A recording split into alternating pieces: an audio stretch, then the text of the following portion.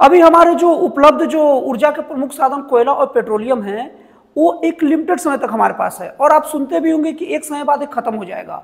और इसीलिए मानव जाति को अगर आगे पूरे चलना है, सरवाइव करना है, तो ऐसे ऊर्जा के साधन ढूंढने पड़ेंगे जो निरंतर लगातार चलते रहे।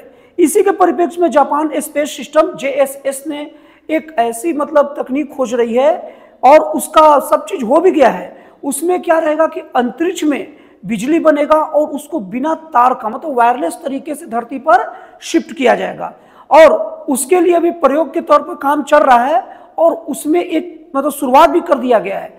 अभी 180 किलोग्राम का उपग्रह वो क्या करेगा कि वो उपग्रह यहाँ से 400 किलोमीटर की ऊंचाई पर और लगभग 22 स्क्वायर किलोमीटर का जो सौर पैनल है उसको जाकर 400 किलोमीटर की ऊंचाई पर उसको रख देगा, अपनी जगह पर बैठ जाएगा और उसके बाद में जो सूर्य की जो ऊर्जा है उससे करंट बनेगा और वो करंट को जो बना करंट को माइक्रोवेव में कन्वर्ट करके उसको धरती पर भेजा जाएगा। मैं आप लोग को बता दूं कि हमारे जो धरती पर की जो हवा है ना वो नॉर्मल फॉर्म में रहते हैं, लेकिन जैसे जैसे ऊंचाई बढ़ते जाती है हवाएं में चार्ज क्रिएट होता है। आप लोग को चार्ज क्या होता है समझा दूं।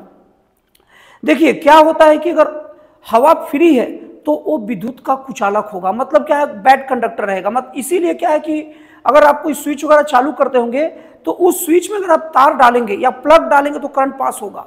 हालांकि वो सॉकेट में करंट रहता है लेकिन हमें नहीं मारता। क्यों? क्योंकि उसके और हमारे बीच में जो हवा है वो विद्युत का कुचालक है। लेकिन अब सोचिए अगर कोई भी अगर इलेक्ट्रिक तार या लोहे को अगर उसमें घुसाएंगे या चम्मच वगैरह को तो करंट मार देगा। अब आप सोचिए कि अगर हवा खुद ही विद्युत का सुचालक हो जाए, जैसे चम्मच को अंदर घुसाएंगे या लोहे का कोई रॉड को अंदर घुसाएंगे उसमें तो आपको करंट मारेगा क्योंकि वो विद्युत का सुचालक है, गुड कंडक्टर है।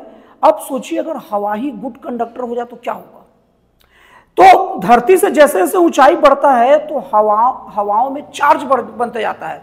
तो हवाओं का गुड कंडक्टर होने को ही हम लोग चार्ज में कन्वर्ट होना कहते हैं।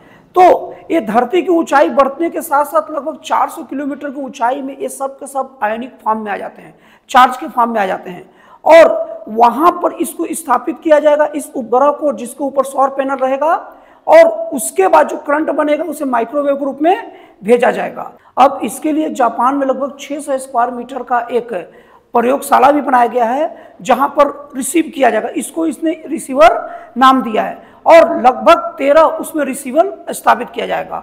हालांकि ये माना जा रहा है कि ये अभी प्रयोग के तौर पर गया है और ये लगभग 1 किलोवाट बिजली को भेजेगा।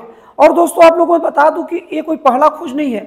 अमेरिका 2020 में इस टाइप का खोज कर रहा था, लेकिन ज्यादा लागत के कारण इसको बंद कर दिया गया था। अब एक खोज शुरू हुआ और वो बंद हो गया तो इसका मतलब ये नहीं कि वो खोज नहीं हो सकता।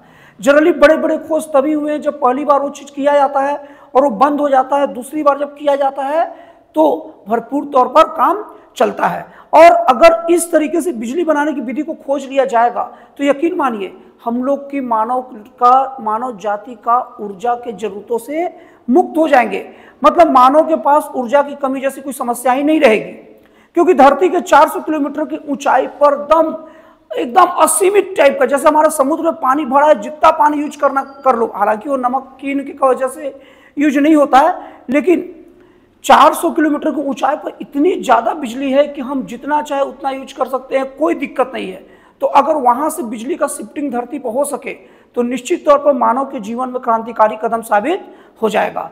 तो आपको ये जानकारी कैसा लगा, आपको ये वीडियो कैसा लगा, कमेंट करके जरूर बताइएगा। तो फिर मिलता है अगली वीडियो में एक नए, एक जन कल्याणकारी और एक राष्ट्रवाद से प्रेरित नए विचारों के साथ।